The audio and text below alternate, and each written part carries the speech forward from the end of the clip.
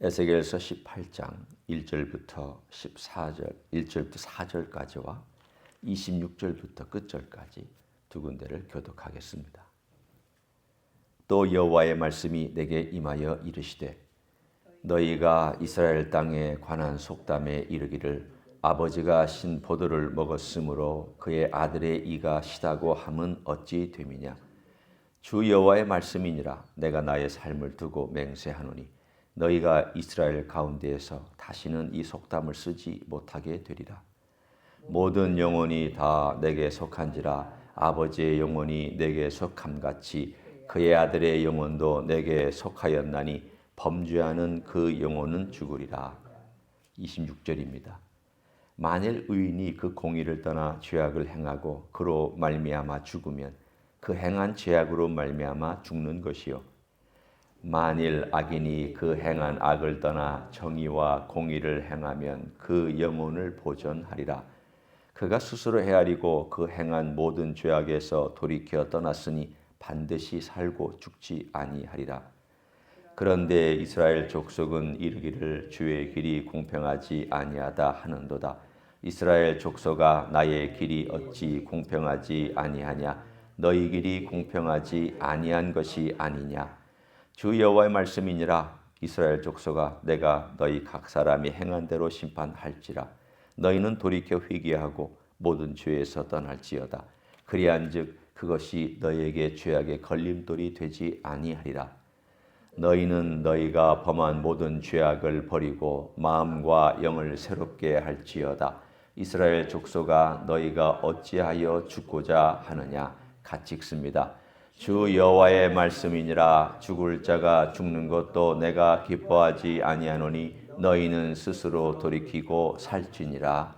아멘.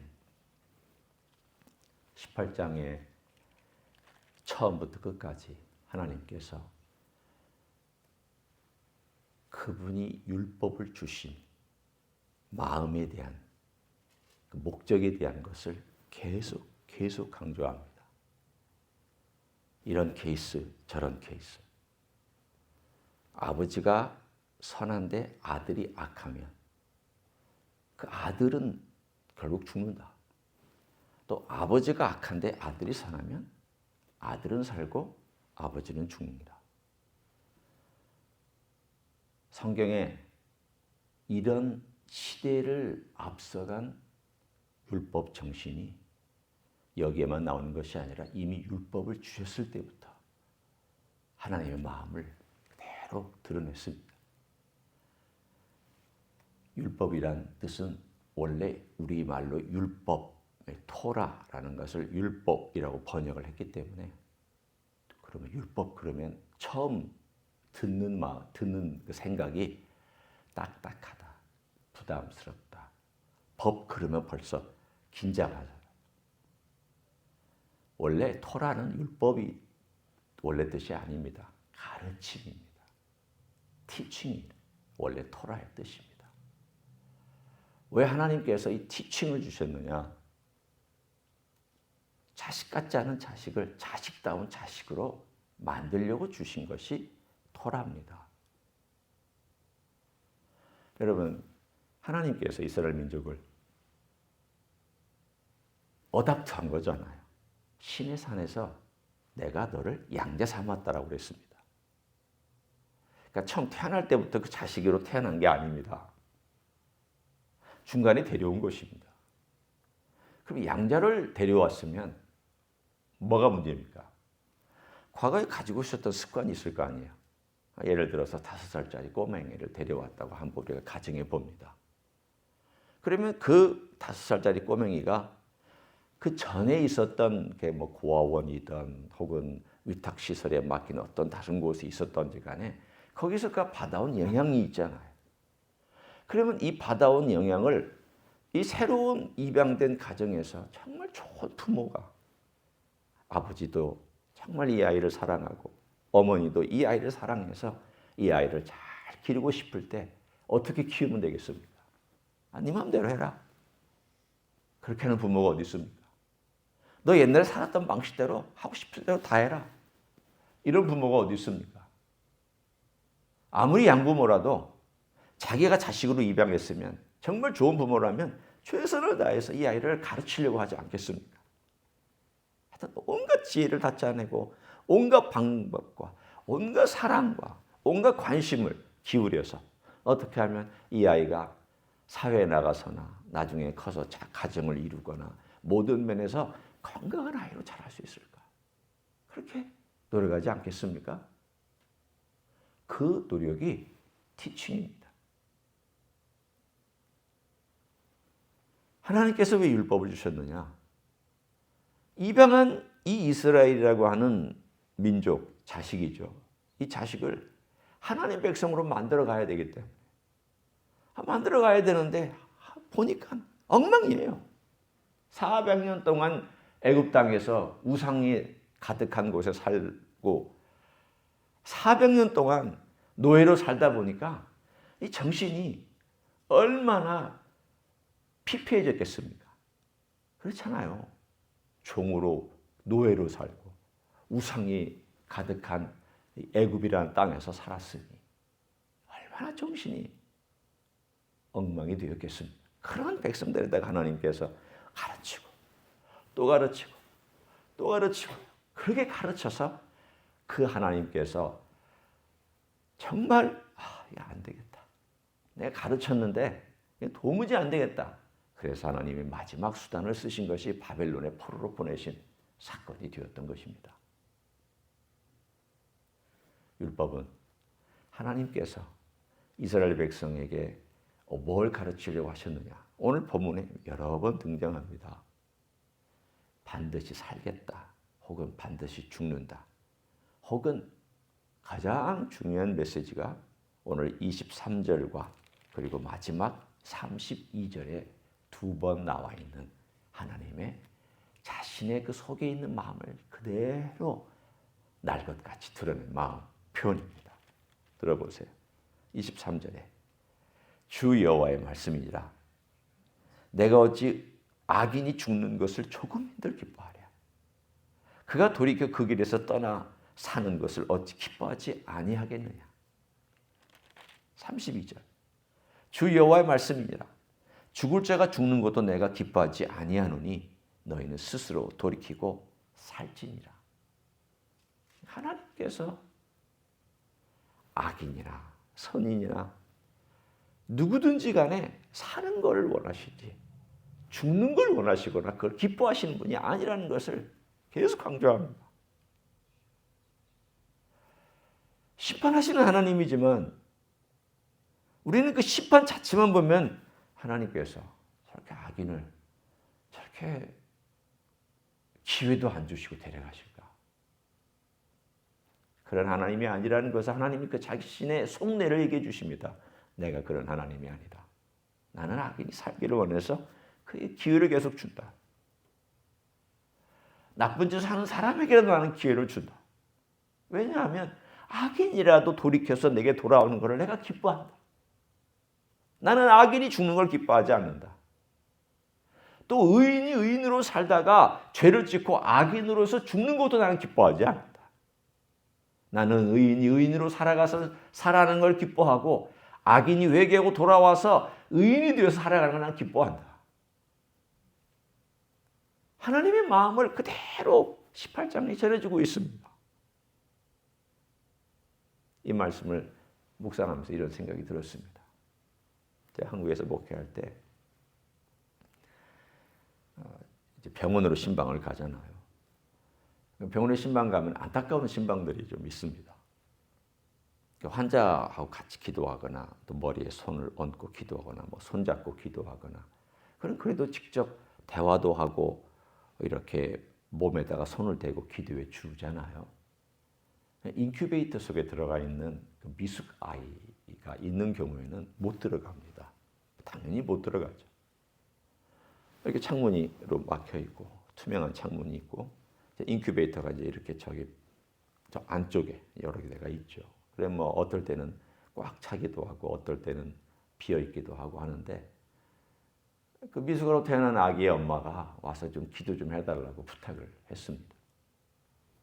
병원에 가죠. 병원에 가는데 이 창문 바깥에서 엄마도 창문 바깥에 서 있고 저도 창문 바깥에 서 있고 그럼 기도를 어디서 해야 되나요? 창문 바깥에서 하는 거예요.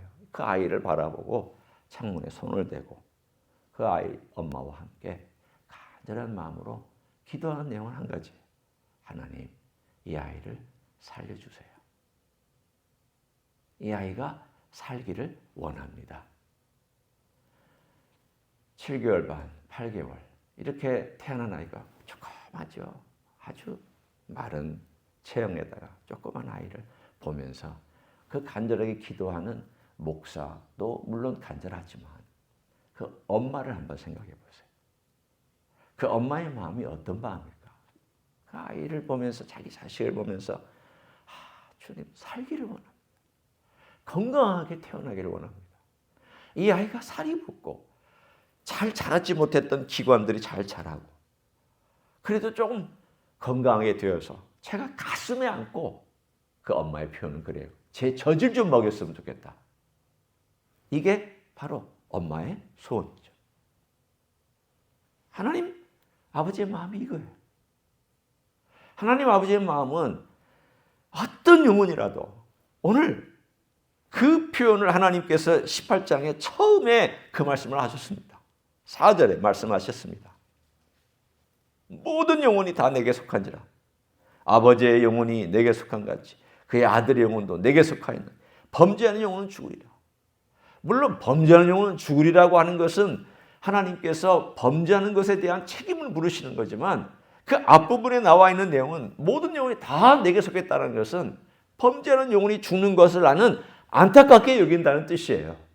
모든 영혼이 다 내게 속해 있고 다 내 책임인데 내가 그 책임 있는 가운데 너희들에게 선택할 권한도 주었다. 근데 그 선택할 권한을 주었는데 내가 너희들에게 가르치고자 하는 바라는 것은 너희들이 살고 나게 돌아오는 것이다. 내가 그걸 원한다. 사는 걸 원한다. 과거에는 하나님의 율법을 보면 하라는 것과 하지 말라는 것이 너무 많아서 이 모든 하라는 것과 하지 말라는 걸 어떻게 지키고 삽니까? 그런 스트레스. 그러다 보니까 이 스트레스를 줄이는 방식이 뭡니까? 타협하는 거죠. 하나님 이건 못하고요. 하나님 이건 너무 어렵습니다. 이건 제 능력 밖입니다. 제가 할 수 있는 것은 이 정도밖에 안 됩니다. 그래야 마음이 편하니까.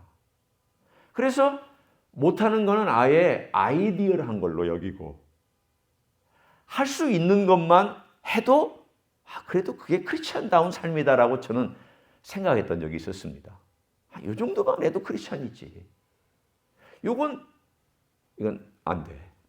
이건 아이디어란 거야. 우리 주님께서도 너무 아이디어하게 해주신 거고 그 목표치지 내가 그렇게 살라고 한 건 아니다. 그렇게 생각했습니다. 근데 그게 얼마나 잘못된 것인지를 깨달았습니다. 그 자체가 하나님을 내 마음대로 취급해버린 것이죠. 예수님의 사랑을 내 마음대로 취급해버린 것입니다. 내가 하겠다라는 거 쉽게 얘기하면 내가 하겠다라는 거예요. 주님을 의지하지 않고 내가 하겠다라는 메시지입니다. 내가 할 수 있는 건 내가 하겠다. 못하는 건 안 하겠다.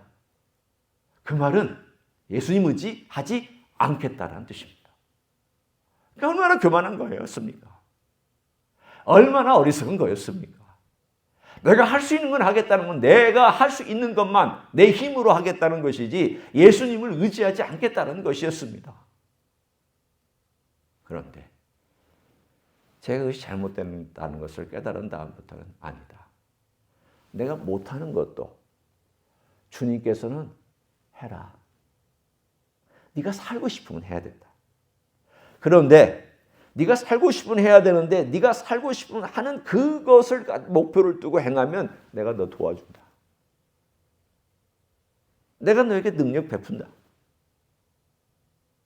내가 너의 모든 자원들을 공급해 준다. 네가 안 하려고 하기 때문에 내가 너를 못 도와주는 거다. 네가 가지 않으려고 하기 때문에 내가 못 도와주는 거다. 네가 선택을 안 하니까 내가 못 도와주는 거다. 오늘 본문에도 하나님께서 18장에 선택에 대한 이야기를 강하게 하셨습니다. 나 살아라. 제발 좀 살아라. 내가 너에게 가르침을 주는 것은 살으라고 주는 것이지 죽으라고 주는 게 아니다. 너를 심판하려고 주는 게 아니다. 내가 너에게 이렇게 얘기하는 것은 너에게 경각심을 주기 위해서. 너 이렇게 하면 이렇게 벌 받는다. 너 이렇게 하면 이런 저주를 받는다. 너 이렇게 하면 이런 문제가 생긴다. 이건 그 저주 자체나 심판 자체를 내가 주려는 것이 아니라 그것을 통해서 너를 돌이키려고 하는 것이지 내가 너를 죽이려고 하는 게 내 원래 의도는 아니다.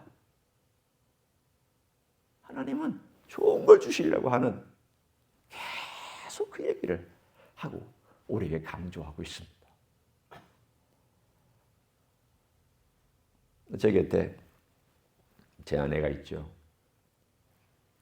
제 아내가 제가 이제 이렇게 좀 엉뚱한 생각을 하거나 또 뭐 잘못된 어떤 말을 하거나 그러면 옆에서 충고를 해줘요. 또는 뭐 이렇게 잘못 판단한 것이 있으면. 그러니까 제가 이제 받아들이는 마음이 두 가지예요. 잔소리로 받아들이느냐, 아니면 좋은 어드바이스로 내 옆에서 나를 돕는 사람으로 받아들이느냐. 누가 선택하는 거예요? 내가 선택하는 거예요. 이스라엘 백성도 똑같았어요. 하나님께서 티칭을 주셨어요. 좋은 말씀 주셨잖아요. 근데 이거를 잔소리로 받아. 하나님 너무 잔소리가 많고 귀찮게 하고 너무 쓸데없는 말하고 이래라 저래라. 하나님 왜 그러냐고. 그래서 아예 하나님 없이 살기로 작정한 거예요. 하나님 떠나는 게 그들 가운데 가장 악한 사람은 아예 하나님을 떠나버린 거예요. 잔소리 안 듣겠다. 근데 왜 하나님께서 이렇게 말씀하셨느냐? 살리려고, 도와주려고, 그 영혼을 생명을 불어넣어 주시려고. 그래서 신약에는 하나님께서 하다 못하니까 우리 안에 성령님을 집어넣어 주셔서 우리 안에 선생님 자체를 티칭, 율법이라고 하는 겉에 있는 것이 아닌 속에 있는 티처, 파라클레이토스라고 하는 우리의 위로자며 보혜사 성령님이며 가르치는 스승이며 우리를 이끌어주시는 인도자며 우리를 위하여서 역사하는 하나님이 우리 안에 들어와 계셔서 우리로 하여금 내가 이제는 안에 들어가서 가르쳐주고, 내가 아무리 바깥에서 선지자를 통해서 얘기하고 또는 제사장을 통하여 얘기하고 제사 제도를 통해서 얘기하고 이렇게 얘기해도 너희들이 못 알아들으니까 이제는 내가 안에 들어가서 너를 가르쳐 줄 테니까 네가 나 따라와라. 이게 바로 우리에게 주신 축복입니다. 얼마나 감사해요. 근데 이런 축복을 사용하지 아니하면 그건 하나님에 대한 반항이죠. 그렇지 않습니까? 어른이 주신 것도 우리가 소중하게 여기거든. 내가 존경하는 사람이 나에게 준 선물도 내가 참 감사함으로 받거든. 나를 지으신 하나님께서 나의 죄를 위해서 돌아가신 그리고 부활하신 예수님께서 보내주신 성령님을 내가 받고 있는데, 모시고 사는데 그 성령님을 의지하지 않으면 이건 하나님에 대한 예의도 아니고 경건도 아니고 아무것도 아닐 것입니다. 하나님은 우리를 살리시기 위해서 오늘도 우리가 살아가는 방식 가운데 사는 길을 선택하기 위해서 우리에게 이런 좋은 선물까지 주셨다는 것을 알고 오늘도 그 아버지의 마음과 우리 주 예수 그리스도의 마음과 성령님의 마음을 따라 걸어가는 하루가 되시기를 예수님의 이름으로 간절히 축원합니다. 기도하겠습니다. 하나님 고맙습니다. 오늘도 우리를 살려주시기 위해서 말씀해 주시고 오늘도 살려주시기 위해서 성령께서 우리 안에서 역사하시니 감사합니다. 우리 안에 계신 하나님 놀라운 일을 행하시오니 감사합니다. 깨달음도 주시고 죄를 졌을 때에는 잘못된 것이라고 가르쳐 주시고 좋은 길이 있을 때에는 이것이 좋은 길이라고 하나님이 기뻐하시는 길이라고 또 가르쳐 주시는 것 감사드립니다. 오늘 하루도 우리 하나님께서 기뻐하시는 길, 우리 주님께서 기꺼이 우리를 위해서 죄값을 지불하시고 용서해 주시고 하나님 백성 만들어 주신 그 길 걸어갈 수 있도록 축복하여 주시옵소서. 이제는 우리 구주 예수 그리스도의 은혜와 하나님 아버지의 극진하신 사랑과 성령 하나님 교통하심의 역사가 죄인이 사는 것을 기뻐하시고 악인이 회개하고 돌아온 걸 기뻐하시고 잘못된 길을 버리고 주님의 길을 선택하는 것을 기뻐하신다고 말씀하신 그 말씀대로 오늘도 기뻐하시는 길을 선택하며 살기를 소원하는 이 자리에 참여한 모든 종들 위에와 저희 임디 히스교회 위에와 이민교회들과 한국교회들과 선교사님들 위에 이제로부터 영원히 함께 하실지어다. 아멘.